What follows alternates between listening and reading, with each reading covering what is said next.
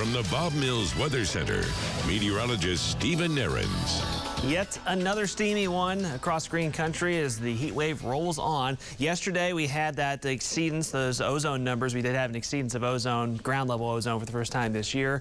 Levels are a little lower today, but you can still see kind of that haze over downtown as we look from the west side of the metro. Air quality overall is not too poor. It's in the moderate category. That may creep up a little more this afternoon. There's not a lot of wind, but there's just enough of a breeze to kind of mix up the air particles and stuff at the surface to keep those levels from getting too unhealthy. But nevertheless, for folks that are particularly sensitive, you may still notice a little bit of that diminished air quality, at least in spots where the winds are very light. Visible satellites, a lot of sunshine from Tulsa to the south. We've had some clouds hanging on in our northern counties. That's helping temperatures at least a couple degrees.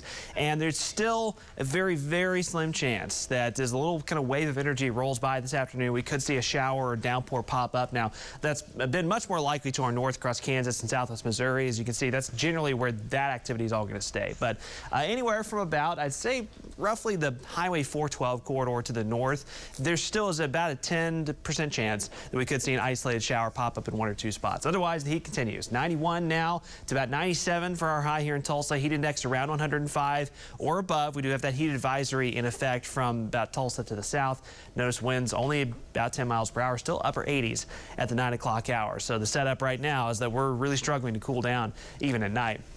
Forecast maximum heat index generally from about Tulsa I-44 to the south. As if you missed it a few minutes ago, that's where the heat advisory is now in effect, 105 or above. To the north and to the northeast of the Tulsa metro, it's not like it's going to be comfortable at all, but heat index value is about 100 to 102 from, say, Bartlesville to Veneta down towards Tahlequah. As far as high temperatures go, as far as what it's the thermometer reads for you this afternoon, mid to upper 90s. We continue to crank that up just a few more degrees over the past couple of days.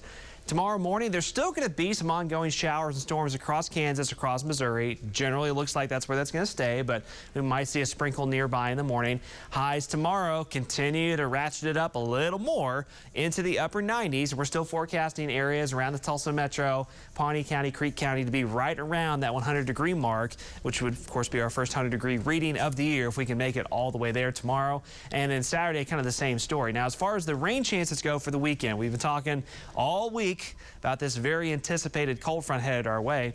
Even by Saturday afternoon, Saturday evening, the leading edge of that front's not going to be too far away. We're not going to feel any sort of cool down Saturday. That front is going to kind of stall out initially to our north and west. Notice through Sunday morning, it doesn't move a whole lot. Showers and storms developing behind that front across southern Kansas. And then during the day Sunday, that front gets a shove to the south. We're probably going to see at least one or two isolated showers or storms develop behind the cold front. But the biggest change, obviously, will be the drop in temperatures and the drop in humidity from the end of the weekend into early next week. So the heat wave rolls on for 3 more afternoons, 97 today, and then pushing right around 100, it looks like, Friday and Saturday. If there is any saving grace, it's that we will have more wind Friday and Saturday. Sunday still will be quite warm as the cold front moves through, but obviously better off. And then Monday and Tuesday, I think, will be the best feeling days with cooler mornings, warm afternoons, but less humidity for a few days next week.